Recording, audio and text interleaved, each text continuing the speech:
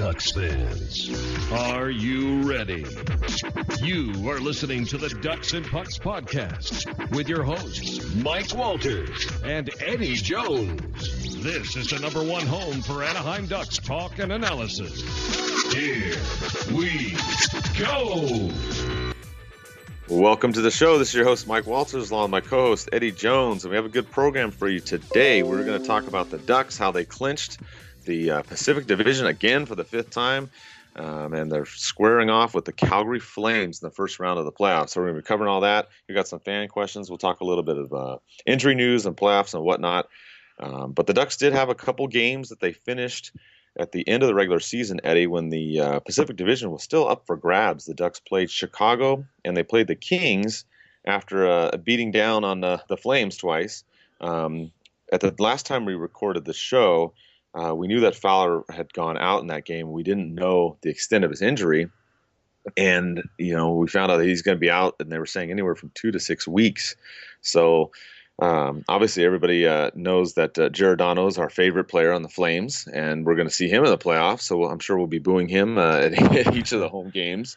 But the Ducks went into the Chicago game, Eddie, obviously without Fowler, Lindholm as well. So they ended up prevailing in this one 4-0. Chicago did rest a lot of their players. You know, they had locked up the number one seed in the entire Western Conference. But despite that, you know, the Ducks without their, you know, arguably two top defensemen, they still won this game, 4-0. Yeah, and it's something we thought they would do in resting their players. We weren't really sure, though, because they're on the road. But, yeah, obviously Taves didn't play, Keith, Seabrook, Yarmelson, Hossa. So pretty much their whole team, except for Kane and Panarin, didn't play in this one.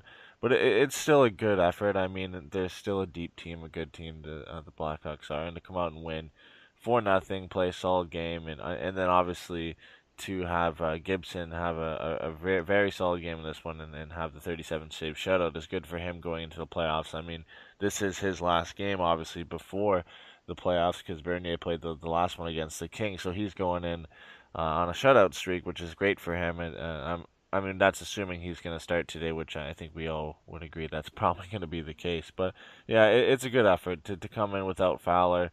To be pretty short on the back end and to come out with a big win like this is key for their confidence. And obviously at the time it was big for the Pacific Division. Yeah, absolutely. I mean, and you know, also in this game too, you had Megna come in and play his first NHL game. Holzer was out; he had to go to Germany to take some personal issues. Don't necessarily know what they are, but you know, he was out. He's back now. But so you had the Ducks defense. I mean, you had a whole bunch of rookies pretty much in there. Theodore, Montour, Megna. I mean, the only other ones you had in there, the regulars, were Bieksa, Manson, and Vatanen. So half of the defensive core was out in this game.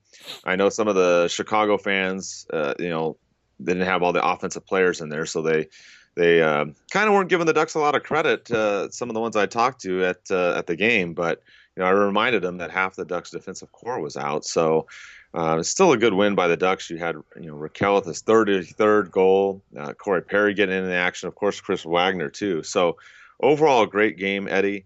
Especially the Ducks needing to win these last couple games to go into the playoffs and the number one seed in the Pacific. Yeah, and like you said, you saw goals from all over the lineup, too. You had goals from pretty much every line. You had Perry getting one, Wagner from the fourth line, Kessler from his line, and then obviously Raquel from the top line with Getzlaf and Eve. So you had the offense getting spread out, something we've seen in the games leading up to the playoffs here is the Ducks have been able to spread out their offense, been able to get goals from all over the place, which is obviously going to be key. We talked about it at the beginning of the season when they were struggling to score goals and it was only Kessler, Cogliano, and Silverberg's line getting it done, that everybody's going to need to chip in. And I think it's extremely important that Eves, Raquel, and Getzlaf have solidified themselves as one of our top lines. Obviously, Kessler's line, Perry, Ritchie, and Vermette. Obviously, it's going to have to change a bit for the first game with Ritchie suspended. But I think being able to have those four lines that are pretty much going to be the same every night has really, really helped the Ducks get back to scoring at a decent pace compared to the earlier on in the season. Yeah, I agree. I mean, the scoring has been huge for the Ducks down the stretch, and we talked about that. We'll talk about it more when we preview the series against the Flames. The other thing you mentioned in there, the other part of this game, the Ritchie incident, that was the big story. Upset a lot of you out there, rightfully so. If you remember in the game, Roosevelt cross-checked Corey Perry. He went down to the ice. Perry even got hit with a stick in the face while he was on the ice, and then Ritchie turned and went after Roosevelt and dropped his gloves, punched him. It looks like he punched him in the side of the face, maybe the side of the jaw. I don't know, but Roosevelt went down like a sack of potatoes and laid there for like 10 hours, trying to get a job in Hollywood, I guess. But he went down, and Ritchie ended up getting booted. He got the 5-minute major, the match penalty. He was out. And then, of course, the league reviewed it, and then the suspension came down as 2 games. And, I wrote an article over on Cali Sports News about this, and I understand the league suspending Ritchie. I know some of you are upset about that. I'm not that upset about that part, Eddie. I just don't like the fact that when we've seen other incidents in the league, like the one that was just the week before, and it was only a 1-game suspension, and then Ritchie got 2. It just seems a little frustrating to me because it's a little bit inconsistent. So that's the part I didn't like about the NHL reviewing it. Yeah, I think that's what I was a little bit disappointed with too. It's almost more than 2 games because you're missing a playoff game, and we hear that a lot. I mean, when you miss a playoff game, it almost counts for 2 or 3 regular season games. So I think that's where it was a little bit disappointing. I think they could have just suspended him for the last game before the playoffs. I think where it comes in, and something I actually didn't know at the time, I saw the other day, was there was apparently an article that came out and said that Roosevelt actually had some small facial fractures and he might need surgery to repair them. So I guess if they knew that information at the time, it makes a little bit more sense on why he received the extra game, the playoff game there. But you're right, it is inconsistent. We saw a similar play a couple weeks ago that only got 1 game. Ritchie's, I mean, he plays on the edge, but it's not like he goes over the edge too often. So for him to get 2, you're right. It is a little bit inconsistent by the Department of Player Safety. Yeah, that was the thing I just didn't like. I mean, is the 2-game suspension, because you saw it was the Sharks. Michael Haley, he received 1 game, and he punched Predators forward in the face. Same thing. I mean, it wasn't really a big deal. I mean, I know it's still the sucker punch type thing and all that stuff, but he got 1 game. And then Ritchie gets 2. And so that's just kind of the issue there. And like you said, I get it. Roosevelt, if he had, fractures in his face and stitches and all these other things, I totally get that part. I'm not saying that Ritchie shouldn't have been suspended. I'm not saying he shouldn't have got any penalties or anything. I just don't think if you're going to call it 1 game here and then 2 there. So that was my issue. And then, like you said, it's not even 2 regular season games. So he's going to be out this first game. Obviously he was out the game against the Kings, and now he's going to be out this game against Calgary. But with that, the Ducks then went into the last game of the regular season against the Kings, and everything was up for grabs still, Eddie, in this one, because Edmonton played Vancouver back-to-back, and the Canucks are basically worthless. Edmonton beat them in both those games. So the Ducks had to at least earn a point against the Kings to win this last one, to win the division. They at least needed a point, and they were able to do that. It's kind of a wild game. The Ducks, went back and forth. The Kings, each team scoring a goal in each period. The game going to a 3-3 tie in overtime. Theodore being the hero, getting the game-winning goal. Pretty exciting game. A little bit of controversy in this one too, but the Ducks ended up winning this one, Eddie, and they take home their 5th Pacific Division title. Yeah, and you're right. It was kind of all over the place. Obviously, Eve scoring very early on in the first period, and then you go through the second and the third. They're trading off goals, and Thompson getting the tire just over the halfway mark through the third period. And going into overtime, we'd already known we just needed a point. So being able to hold out and get that point and clinch the Pacific Division was great. But for Theodore to actually finally get us an overtime win and to end the season on a high note and with a win, especially against the Kings, is great. So I think it was a good effort from them. Again, we had the young guys on defense step up. Montour had a great assist to get Nate Thompson his first goal of the season to tie the game, and then obviously Theodore in overtime to get the winner. So if the Ducks are going to go far in the playoffs early on without Fowler, those 2 are going to have to step up, and they really, really stepped up in that last game. Montour played over 20 minutes, and Theodore was just under. So if we're going to go far in the first round and against Calgary, and even into the second, if Fowler's not ready, they're going to have to step up and keep playing like they have. Yeah, exactly. I mean, that's the way it's going to have to be done. Scoring all the way around, all the defensive players, especially the younger guys coming in as well and helping offensively in this game too. So this was a good game. It had a little bit of controversy too. They had a goal that it looked like the Ducks scored. Looked like Quick reached back and grabbed it. It was another one of those plays, and I hate to say it because the Ducks just usually get screwed in these calls at him. We didn't get a goal in this one. I mean, obviously they still won and everything was fine in the end, but I think this kind of goes back to just the way the league reviews the plays. You and I talked about this. The call on the ice originally was no goal, and then when you see the replays, it looks like it could have been, but it's all about whether or not it's conclusive. And since it wasn't, that's why they ruled the way they did. I mean, I know we don't like a lot of these calls because they seem to go against us often, but they did follow the correct procedure for reviewing the play. Yeah, I think they did. I mean, you look at it and it's so close, but you can't really tell if the whole puck's over the line. It's one of those situations where the camera that we're seeing isn't the best angle. It's not completely overhead. It's on a little bit of an angle, so it doesn't give you the best view. And then you've got the puck also being right over top of Quick's glove, so it's very difficult to see if it's past the line or not. It looked like it was close, even from the watching it on TV. You couldn't really tell if it had crossed 100%. And I think that's why they probably went with the call on the ice. I mean, that's the rule. If it's not conclusive, it's call on the ice. Obviously, didn't end up hurting the Ducks in this one. But yeah, and once close like that, especially in a game that meant so much for them to go out and win the Pacific Division, it was an important call that could have hurt them in the end. Yeah, I mean, the way that the game was going at that time, I mean, obviously you didn't know, it's a close game, 1-goal game, tie game, pretty much the whole way through. So it was a huge play, but it's just the way that the league does it. I mean, if it was called a goal originally, then it might have been a goal. So I mean, it's just really it comes down to the initial call. The other thing that happened in this game, we had a couple scares in this game. Is Kessler went to the locker room, but then came back. He looked like he was injured, but he was fine. And then Patrick Eaves got cross-checked, and there was a lot of concern about him in the last couple days. And as far as we know, he's good to go for Game 1 in the series, and obviously Kessler looks like he's good to go. Also, Holzer came back after this game from Germany, so he's available for Game 1. Not sure if he'll be in, but looks like the Ducks have everybody ready to go. Even Stoner was at practice too. I don't know if he'll be in officially, but it sounds like he's available. So going into Game 1, it looks like the Ducks will be with everybody, Eddie, except for obviously Ritchie and Fowler. Yeah, and I think that's good. I mean, there was a lot of scare at the end of the season. There was some guys going down. The last few games, it seemed like everybody was going down and going to the locker room for a bit.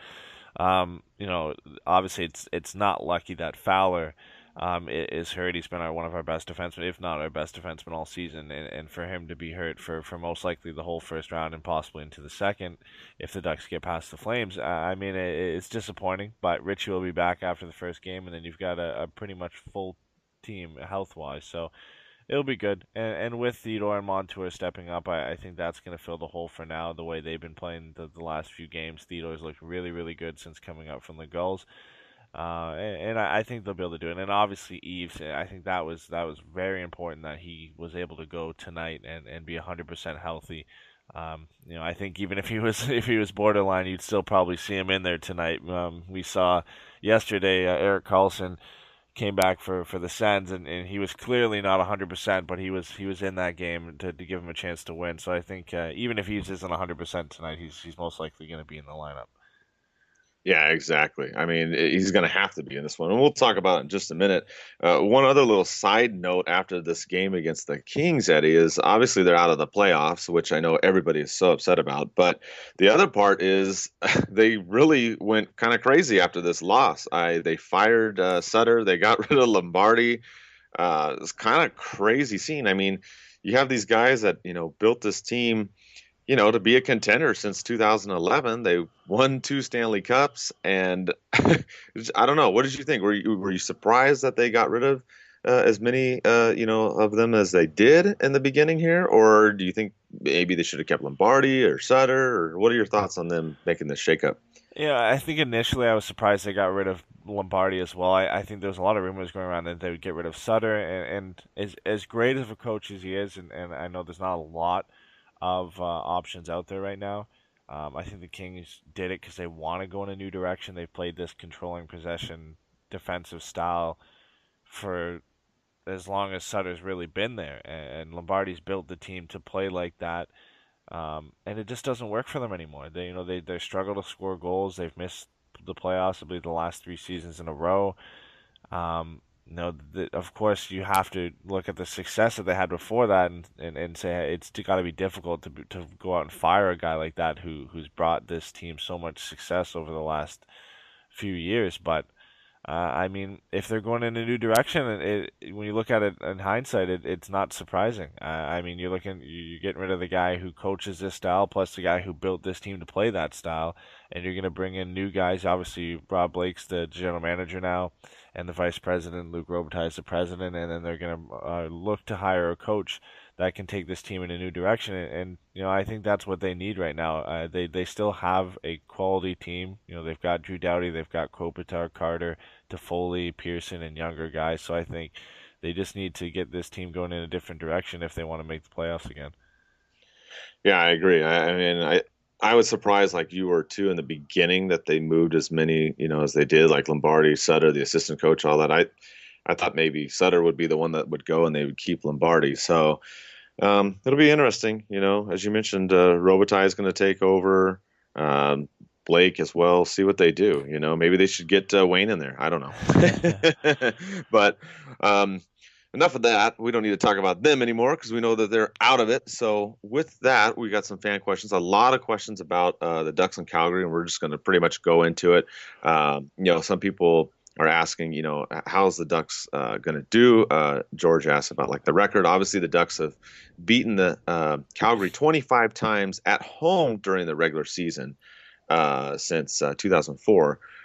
So will they be able to carry that over? And I think they will. We're going to go into a little bit of detail about, break it down offense, defense, and goaltending here. But on a general census, I think the Ducks should be able to come out in this one, Eddie. I think, the last time they beat them in 5 games, and that's what I predicted in the NHL Bracket Challenge. I know a lot of you signed up on it, and there's some difficulty on the NHL website. But thanks to those that did sign up, like I said, the winner on there will get a free customized jersey.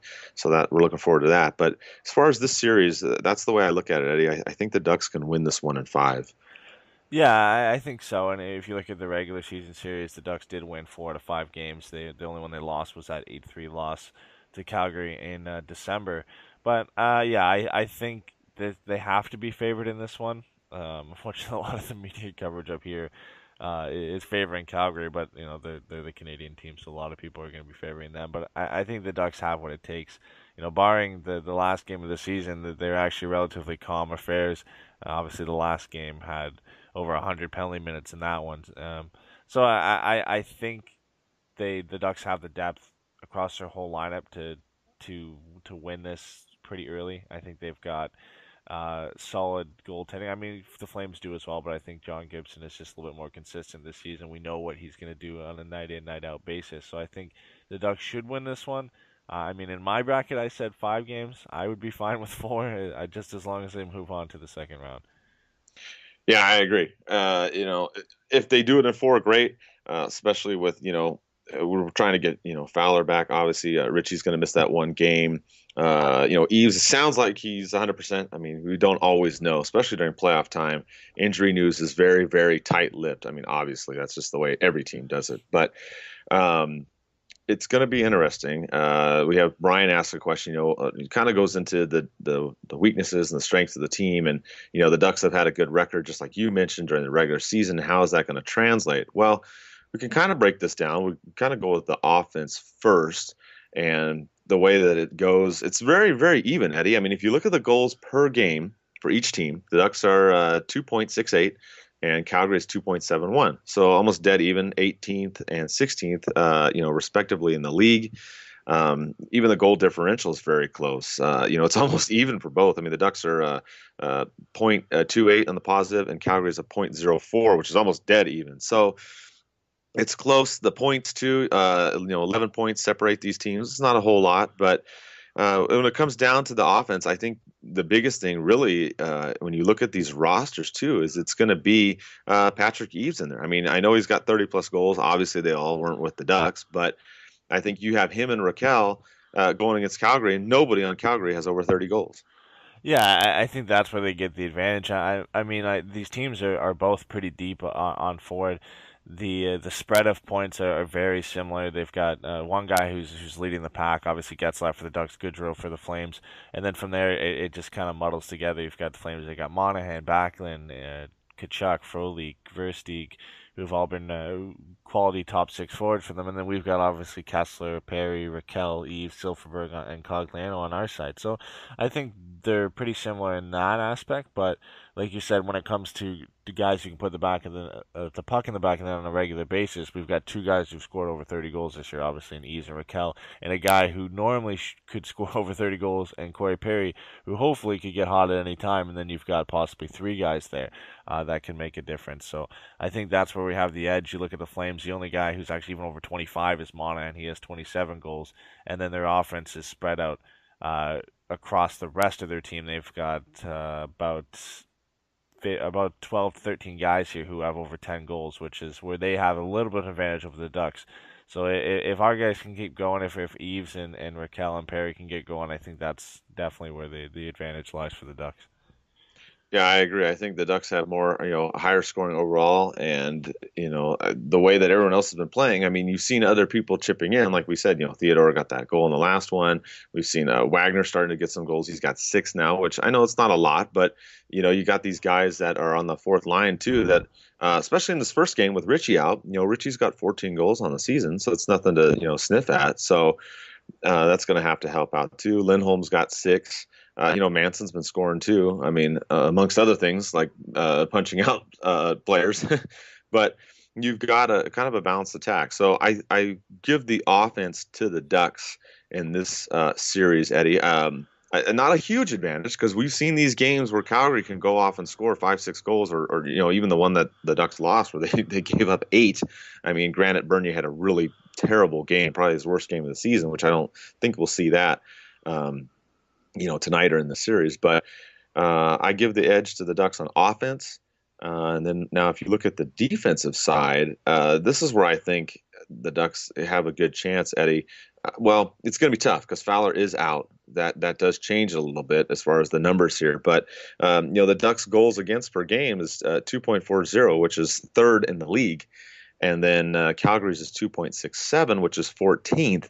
Again, this is the whole season, Fowler in the whole time. So that is going to be, I think, something to watch here is the Calgary offense against the Ducks defense, and the Ducks without Fowler. It's going to be interesting to see.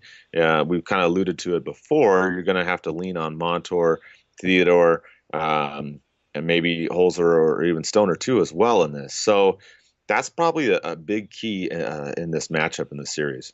Yeah, and I think it's important too. Obviously, the penalty kill is up there in being for the defense and being one of the best in the league at 84.7% on the season. And another good thing for the Ducks too is they limit a lot of chances for the other team. Their opponent team shooting percentage is only 8.1%, and that is a whole percent lower than Calgary's team shooting percentage. And I think that's key for the Ducks. Is if you look at Calgary on the other side, they limit their team to 9.3 shooting percentage, which is actually higher than the Ducks team shooting percentage. So I think right there is a big advantage for the Ducks. Obviously, you got to look at Fowler being out of the lineup is going to hurt that, but with the way Theodore and Montour have played at the end of the season, I think they can come in and step into play well for the Ducks. And I mean, you look at the two lineups. I think the top fours are some of the best in the Western Conference. Obviously, the Ducks with no Fowler, you've still got Lindholm, Vatanen, you got Theodore, Montour, Manson in there. And you look on the Calgary side, you've got Giordano, Hamilton, and Brody as their top 3 guys. And I think they're pretty even. I think on the defensive side of it, you have to give the advantage to the Ducks. But when you look at offense coming from defensemen, Calgary's in the top 5 in the league in that category. So they're going to get it up into the rush, but they leave a lot of chances on the other end. So I think when you look at the defensive side of it, I think you got to give the advantage to the Ducks as well. Yeah, and if you look at the specialty teams too, I mean, this kind of goes towards the Ducks too. On the defensive part, the Ducks are 84.7%, efficient in killing off penalties, and then Calgary's 81.6. So slight advantage for the Ducks there on the penalty kill. Again, like we said, Fowler is going to be out, so that's going to kind of change some of the things. And then if you look at the power play, the advantage actually goes to Calgary in this one. They're at just over 20%. They're at 20.2, and then the Ducks are at 18.7. So, if you're looking at special teams play, I kind of this one's tough. I kind of give a little bit of an edge to Calgary in this one, Eddie, just because the Ducks have kind of been slumping on the power play. I mean, I know they did better in the last couple games at the end of the season, but that's one thing. The Ducks going against Calgary's power play, no Fowler, they're over 20%. That's something else I think that is going to be a key in this series too. Yeah, and the Flames power play finished hot to finish the season there as well. So it's gonna be important that the Ducks penalty kill stays like it has been all season, and the fourth best in the NHL. So they're gonna have to play very well in any situations, limit the amount of penalties they take, because this Calgary power play, it's gonna hurt you, especially like I said before, when you have guys like Hamilton, Giordano, and Brody on the power play. And this is the fifth best team in getting points from defensemen in the NHL. So that's something that they're going to have to watch for. It's definitely going to be a key to this series. The Ducks penalty kill is going to have to stay hot.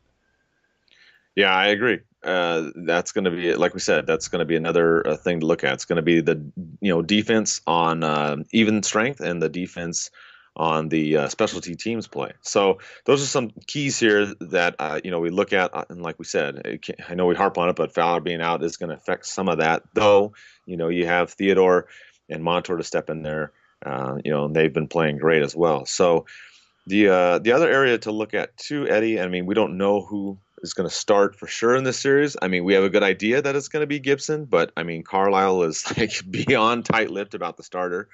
But looking at the goalie stats combined for both teams, it's pretty even. The Ducks' overall save percentage is 919. Calgary's is 907. We talked about the goals against. Obviously it goes in favor of the Ducks. For with the goalies on ice, it's actually 2.37, and then for Calgary 2.64. So you got some of that going on there. The Ducks have more shutouts. They've had 8 this season. Calgary's gotten 5. So those are some things to look out for. I still give the Ducks an edge, though, even though a lot of these numbers are similar. If Gibson does go in and play, and Elliott goes for Calgary, I think Elliott sometimes can get shaky. If he is going to play all the series, I don't know. I mean, they may throw Chad Johnson in there. We'll see. But I think this one goes to the Ducks. Not a huge advantage, but I definitely think it's an advantage for Anaheim. Yeah, I think when you're looking at consistency, it has to go with the Ducks. John Gibson has been in the top 5, close to the top 3 in goaltenders throughout this whole season, even with being injured. I mean, his numbers put him up there. So I think you have to go with the Ducks in this one. It might not be as big of an advantage, though, because if Calgary can get the Brian Elliott that St. Louis had last season, where Brian Elliott backstopped them to the Western Conference Final, then I think it's going to be a little bit tighter series than we're talking about here, because at times Brian Elliott can be an outstanding goaltender. But I think when you look at the consistency and the fact that we're debating, we don't know which Brian Elliott is going to show up for the Calgary Flames. I mean, is it going to be early regular season Brian Elliott for the Flames, or is it going to be after the Christmas break Brian Elliott, where they won 10 games in a row or something like that? Brian Elliott won 10 games in a row over that stretch. You don't know which one you're going to get. At least with John Gibson for the Ducks, they know they're going to get consistent play no matter what. And, maybe we'll have one bad night, but we'll come back and play a strong game the next. So I think the Ducks definitely get a slight edge in this one. And then you also look at, if John Gibson for some reason can't go, you compare the two backups, and Bernier has been great this season, and he has a slight edge over Chad Johnson as well. So I think, the advantage here definitely goes to the Ducks. Yeah, so I mean, basically, you look at this whole series, we're pretty much saying it's advantage Ducks, overall. Like we said, specialty teams is the one thing we do kind of give towards Calgary, and then obviously, even strength as well. Their offense against the Ducks defense is going to be a huge thing to see too, because like we said, we've seen Calgary explode, not just against the Ducks, but they've exploded against other teams as well. So the Ducks have handled them, as we talked about. They've won 4 out of 5, so during the regular season. So, and that's what we're predicting for this matchup. I think the one other thing to talk about, Eddie, is keeping emotions in check for this series, because obviously with Giordano taking out Fowler, there was already a war of words. If you didn't hear, the GMs were going at it before this series because Murray was upset about that play, calling it intentional, and then of course Calgary saying it's not, which we all know that that's what the argument is. That part, I don't know. That play, it's kind of weird. I think there's almost two levels of intent on that play, Eddie. I think one is there's the intent to check him and take him out, which the intent is completely there. His knee is bent. He's taking a huge stride towards Fowler after he shot the puck, or during and then hits him after. So the intent to make the check and hit him is absolutely there. And if anybody says no, then go back and watch the play. Now, the question that comes is there the intent to injure? And I think that's what people are forgetting is there, just because you go to check somebody doesn't mean you're always intending to injure them. I mean, obviously, do the two go together a lot? Of course they do. But I think that's kind of the issue here. And I think that's why that war of words kind of started with the GMs. But I think it's going to be important that the Ducks don't just go after Giordano and try and knock him out. The Ducks just got to play their game. They got to win. Don't get into penalty trouble because, as we talked about, that's Calgary's strength in this series. Yeah, and discipline is going to be key for the Ducks in this one. I mean, staying out of the penalty box because we talked about how deadly the Flames power play can be as of late. It's going to be important, and I think they'll do it. I mean, they understand that the importance of these games. There's obviously a lot of guys who can get under your skin on both teams. You got Kachuk, Ferland, Boma. Bennett on the Flames, obviously Kessler, Perry, BX, Ritchie when he's in the lineup, and Manson for the Ducks. So there's a lot of potential for things to spark in the first few games here, especially like you said with the whole Giordano and Fowler situation. But I think they worked it out in the final game there. I mean, you never know; it's still going to be a crazy series because of that. But I think the Ducks will come in and play disciplined. I think they understand the whole scope of the situation and the fact that you take a penalty in the playoffs and against a team who has a hot power play, that could come back to bite you in game one. So I think that's going to be important for them to come into the game and play discipline from the start. I agree, and I think that's pretty much going to sum up how the series is going to go. And we kind of went over, all the pluses and the minuses. We have our prediction. We think the Ducks will do it in 5. Like we said, playing discipline, staying out of the penalty box, balanced scoring, and everything should take care of itself. Now, we do have a fan question. If the Ducks do get knocked out either here or later on, what's going to happen? And we saw this last year. We went against Nashville, and we've seen this against Detroit a few years ago, and then obviously some of the other series too. I don't want to bring up any bad memories, but the question is asked. If the Ducks don't get to the Stanley Cup final, if they don't get to the Western Conference final, if they get knocked out, what's going to happen? Is it going to be like a King situation? I don't know. I don't know if they would go get rid of Murray. I don't know if they would get rid of Carlisle after just bringing him in. I think, the Ducks have won the Pacific Division 5 times in a row, so you can't. It's not like they've played poorly. It's just for whatever reason they haven't gotten over the hump in the playoffs, Eddie. So, I really hope they don't go out in the first round. I hope that they, would go at least to the Stanley Cup final with the way that they're playing now. They can do it. But if they gets to that point and they go out in the first or second round, I don't think there would be a shakeup. I wouldn't do it, but I don't know. What do you think? I don't think so. I highly doubt it falls on Murray. I think the acquisitions that he's made, especially Patrick Eaves, have actually helped this team. And I think with the expansion draft, with all the issues going on this season, it was extremely difficult for him to make a move to make this team any better than it can be right now. So I don't think if anything falls on him. If they lose in the first round, it's maybe they fire Carlisle. I just don't see it happening one season after he was hired. But you never know. You look at the guys that have been fired this season. Vancouver fired Willie Desjardins. You had Dallas fired Lindy Ruff. Obviously, the Kings. It's crazy. You never know. I think it's more likely that earlier they get knocked out, obviously the more likely a coach gets fired. So if they get knocked out against Calgary, then it's obviously going to be more likely. But I think if they make it to at least the second round, I'm sure there's a little bit of leeway there, and I don't think we see any drastic changes other than the trades we already expected to happen in the offseason other than that. And talking about the playoffs, so we can talk about the other games that are going on stuff. It already did start. Obviously, the Ducks didn't go on the first day. They're starting on the second day of the playoffs. But if you look in the West, you look in the Pacific, you've got Edmonton and San Jose battling it out.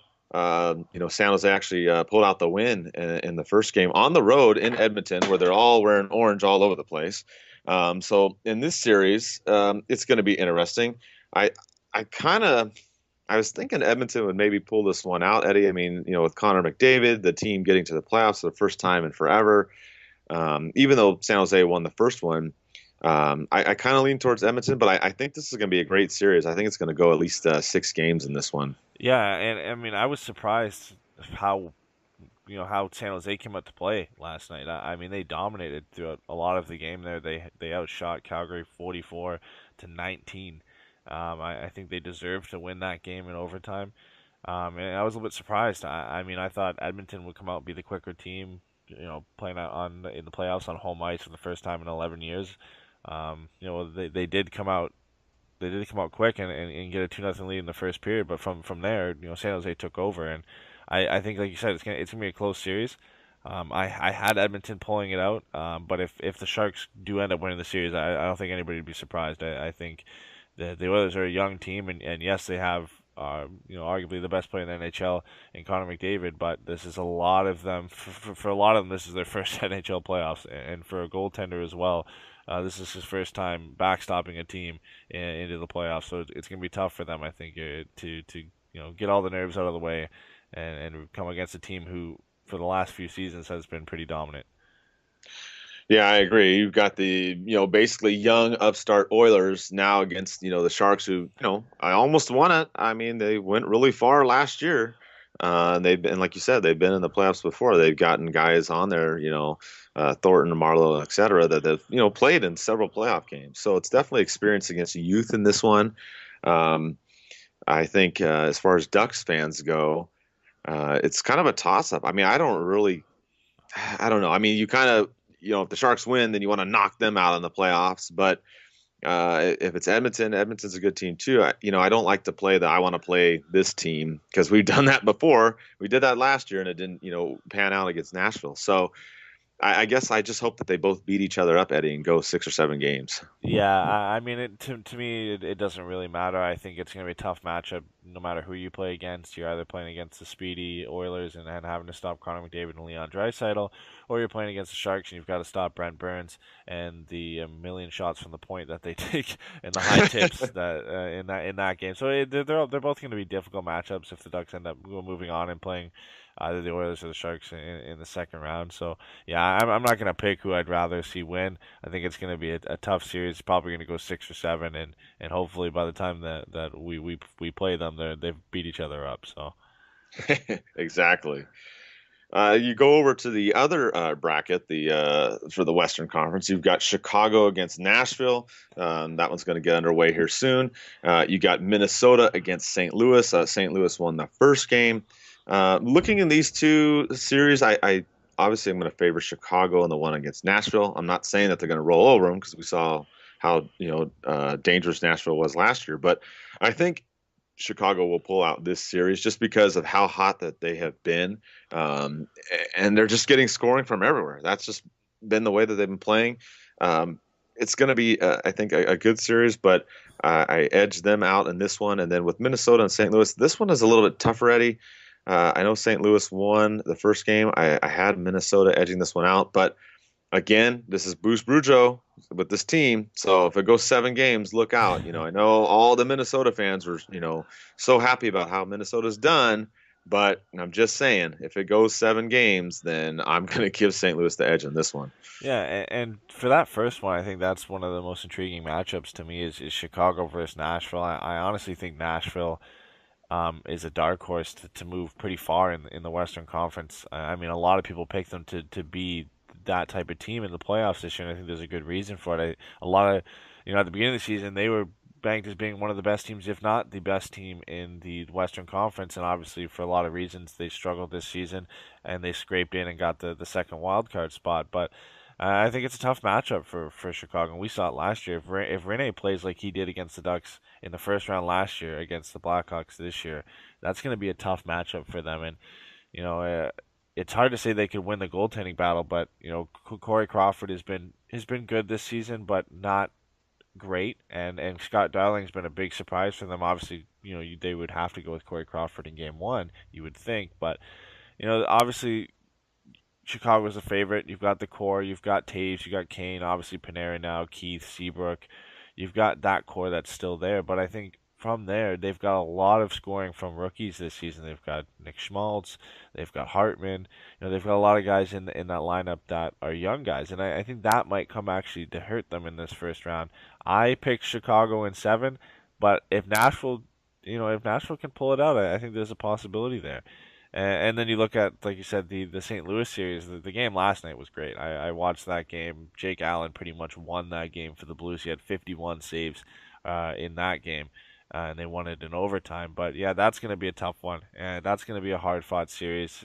Crazy atmosphere in Minnesota, and you know, for St. Louis to pull out that first game, if Jake Allen can play like that all playoffs, I think they have a chance. I had them going to the Western Conference Final against the Ducks, so if he can play like that all playoffs, they're going to be a tough team to beat.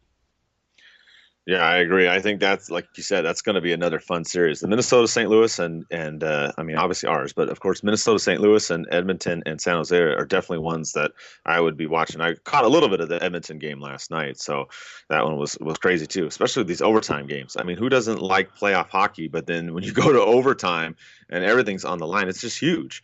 And then, you know, we go over to the Eastern Conference. Almost everybody was in action in that first day. We'll look at the Metropolitan first. You have the Capitals against the Leafs. They didn't play yet.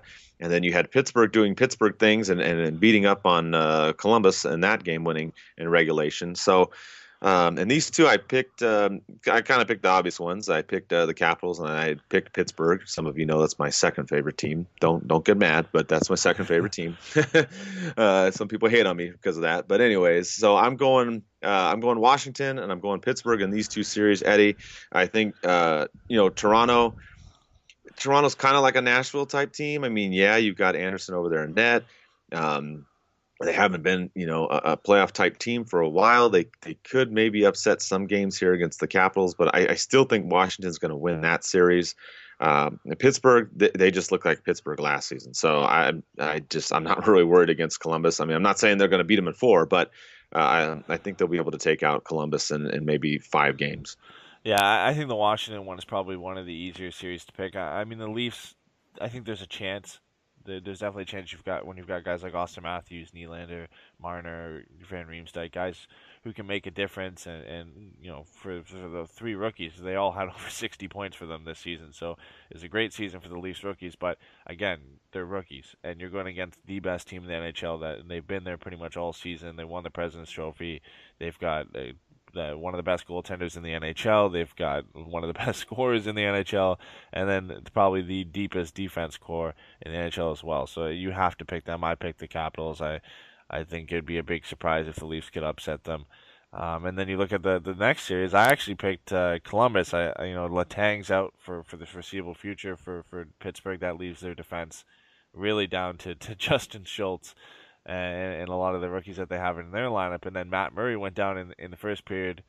In that game, I was feeling pretty good about myself, but Pittsburgh came out and dominated that game for pretty much everything after the first period. Columbus played a great first period, but this is a team that won the Stanley Cup, and they showed why in this game. But I think it's going to be a hard-fought series. Dubinsky usually plays Crosby pretty hard in these series, and Crosby's been amazing, but it's going to be tough for him to get a lot of space. And Bobrovsky, to me, should win the Vezina this year. He's been unbelievable for them. He's been one of the reasons that the Blackhawks are so good, along with their depth and on defense and on forward. So I think it's going to be a hard-fought series, 6 or 7 games, and a lot of people are picking the Penguins, and I think it's for a good reason. I mean, they won the Cup last year. I don't think it'd be a surprise if they moved on into the second round. And with that, we've got the last couple of matchups here. We've got Montreal and New York, Ottawa and Boston. These ones are kind of tough for me. I think these ones are a little bit maybe closer, but I mean, New York actually, beat Montreal in this first game, which, I mean, it's not a surprise. We know the Rangers, being in that crazy Metropolitan Division, they're not. I mean, they're kind of a higher seed really than they are at a wild card spot. So this one though, I think it's it's going to be tough. I think Montreal and New York, it's going to go for a while. I think in this one I had it going 6 or 7 games, and I think I picked Montreal. I can't remember in my bracket. This one was just a hard one for me to decide on. And then with Ottawa and Boston, it's another tough one, Eddie. I mean, Boston did pull out that first game, but this one I think I had the Sens, and it was either in 6 or 7 as well. So this one, I think out of all the 4 brackets, I don't know. I just think it could go either way for both matchups. Yeah, and the Rangers last night showed why they're one of the best road teams in the NHL with a very, very well played road game in Montreal, a very difficult arena to win games in. A 2-0 win where Lundqvist played amazing in that game, kept them in it, and they really closed them out. And that's going to be tough. I mean, the next game is going to be key for Montreal. If they can't win this game to tie it up and they go into MSG down 2-0, that's going to be a difficult spot to come back from. But yeah, the important part in that game is you can't go down 2 goals. I mean, you look at the goalies on either end of the ice. You got Carey Price on one end and Henrik Lundqvist on the other end. And if you go down 2 goals in one game, it's going to be very difficult to score 3 goals against the other guy on the other side of the ice. So that's going to be an interesting series to watch. It was a pretty exciting game last night in Montreal. And then with this last series here in Boston and Ottawa, I think, how Nashville was the dark horse in the West over there. I think Boston is the dark horse team in the East.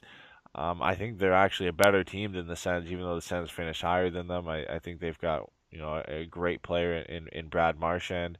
Obviously he plays on the edge, and a lot of people hate him for that. But he's turned into a great offensive player and one of the best players in the league. And then you look at guys who struggled this season in Bergeron and Krejci.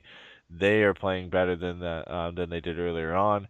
You've got David Backes, so you've got 3 great centers to deepen your team, and then a lot of rookies or younger guys in Pasternak, Brandon Carlo on defense. They just got Charlie McAvoy from the NCAA, and then Tuukka Rask is still one of the best goaltenders in the NHL as well. So I think that they have a chance to go on and go pretty far in the playoffs, and I actually had them going to the Eastern Conference Final. I think their matchups are a little bit easier, and I think it's an easier trip for them to get there. Yeah, I guess we'll just kind of wrap that up. As far as the matchups go, I have in the West, I have Chicago and the Ducks going to the Western Conference Final. Who did you have on your bracket there? I had St. Louis and the Ducks. Okay, so I know a lot of people are probably going to have, obviously, the Ducks in there, of course, yeah. And picking them to win it all. I'm not saying that I did that. Yes, I did. But anyways, on the East, I think I had, on the East, I had, it was Montreal against Washington, but we'll see after how that first game went. But that's what I had in the Eastern Conference. I had Boston and Columbus. It's kind of out nice. there, but yeah, I mean, I think Boston. I think they're probably the best team out of there. I think they're the way they started the season, and they struggled for a bit. I think they're a very good team, and I didn't want to bet against Bobrovsky. I thought that he'd be able to take them there. I mean, I don't know. I saw from game 1 it might be a little bit different, but I think that they could actually make a pretty deep run. Well, yeah, and now, I mean, things happen. Obviously, with Murray getting injured now, I don't know how far Pittsburgh's going to go. So, I mean, it kind of changes my bracket a little, but I still did have Washington going to the Eastern Conference Final. So, with that, let's kind of wrap up everything for the playoffs. We are going to have a watch party. I did want to mention that before we end the show here on the 19th at El Ranchito. So, for Game 4 on the road, we will have it. Same thing. We give away stuff and whatnot. We'll see if Hugh Hillett will join us again. He usually does almost every time, and he actually announces the giveaways on the prizes and whatnot, which is kind of fun for everybody. And he'll even do his Anaheim Ducks goal call too, and the Ducks score. So it's a lot of fun if you can make it. Free giveaways, and we hang out. We have a whole separate room, 3 flat screens where we watch it, and we've got all the audio and everything. So hopefully, if you can make it out to that, that'd be great. The rest of you, I'll see it at Game 1 and some of these other home games as well. And with that, we'll be back probably in the middle of the series, Eddie, and then we'll wrap it up and see you then.